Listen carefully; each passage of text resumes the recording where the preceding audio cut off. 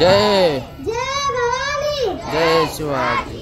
ज्यावेळेस महाराष्ट्रात मुघलांच्या सत्ता धुमाकूळ घालत होत्या, माणसाला ओळखत नव्हती, माणसाच्या जन्माला अर्थच नव्हता, तो काळ फार धामधुमीचा होता मित्रांनो. त्याच काळात डोंगर, दऱ्या, नद्या चिरकत होत्या.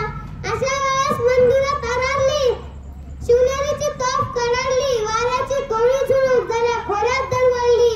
जिजाऊ पोटी मनाठ्यांचा दिन दलितांचा राजा अवतरला. शिवबाचा जन्म झाला, शिवबाचा जन्म झाला.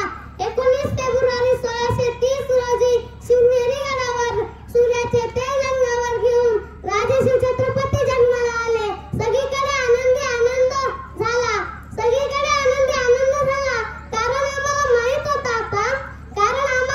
होता मराठ्यांची तलवार शत्रूवर धडकणार, इतिहासाचं पहिलं पान शिवजन्मानं लिहिलं जाणार.